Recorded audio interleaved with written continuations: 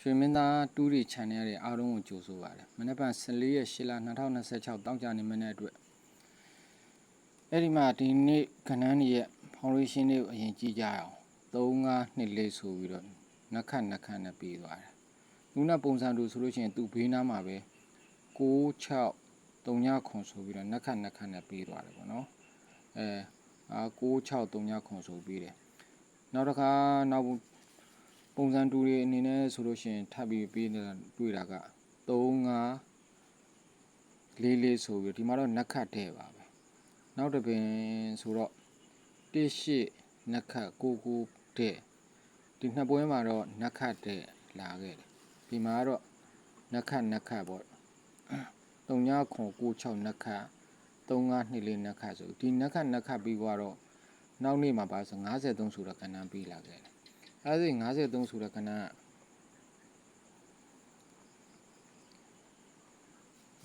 ည53ဆိုတဲ့ကဏ္ဍကိုယူဆကြည့်တာတော့3533ဆိုပြီးပြီးသွားတာပေါ့အဲဒီလိုပဲဆက်ပြီးဒီပြင်မှာဆက်ပြီးမယ်ဆိုလို့ရှိရင်တော့ဒီမှာ60ရှိနေတဲ့အတွက်ကြောင့်6ကို1က96ဆိုတော့နှစ်ခတ်တို့ရီမဟုတ်ဒါမှမဟုတ်ရှင်ね6ကိုပါဝါနဲ့1က1ဘူးဆိုတဲ့ကဏ္ဍမျိုးအဲ့ဒီလိုပုံစံမျိုးတွေကိုလည်းတွေ့လာရတယ်နောက်တစ်ခုကသူဒီဘက်မှာကြံခဲ့တဲ့နှစ်ပင်ကဘာတွေဆက်ပြီးပေးလာတာလဲဆိုတော့3544လို့ပေးပြီးတာနဲ့ဒီအပေါ်ပင်က96လို့ဆက်ပြီးကြနောက်တစ်ခါဒီတစ်ချက်မှာလည်း1899လို့ကြပြီးအပေါ်ပင်က54လို့ဆက်ကြထားတာသူကတစ်ချက်တွေ့ရတယ်ပေါ့နော်ဒီမှာတဲ့သူ့ပုံစံတူတိုင်းဆိုတော့အပေါ်က56လို့ဆက်ပြီးပေးလာနိုင်တဲ့အနေအထားရှိနေတယ်အဲ့ဒီမှာဆက်ပြီးအထောက်အကူပြုတာကဘာလဲဆိုရင်ဒီမှာကိုခဏမှာ39ခွန်ဆိုတဲ့ခဏကြာတာအဲ့ဒီ39ခွန်နဲ့20နဲ့ဘယ်လိုပတ်သက်လဲဆိုတော့ခွန်နှစ်39တဲ့ပါဝါတဲ့ဆိုပြီးပြီး height 20ကိုပဲနောက်တစ်ခါ2435ဆိုဆက်ပြီးတယ်အဲ့ဒီလို45ဆိုလို့ပေးပြီးတာနဲ့နောက်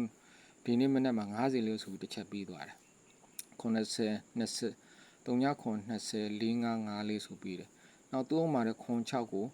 ခွန်61ဆိုတော့တဲ့ပါဝါဆိုပြီးပြီးတော့နောက်တစ်ခါခွန်311ဆိုပြီးဆက်ပြီးခဲ့တော့311ဆိုတာကဏ္ဍဆက်ပြီးလာနိုင်မယ်ဆိုလို့ရှိရင်စိုးစိုးကကျွန်တော်တွေးခဲ့တဲ့မူတိုင်းဆို56311ဆိုတာကဏ္ဍနေရာမနက်ဖြန်မှာလည်းအဆင်ပြေလာနိုင်တယ်လို့ခန့်မှန်းပါတယ်အဲဒီတော့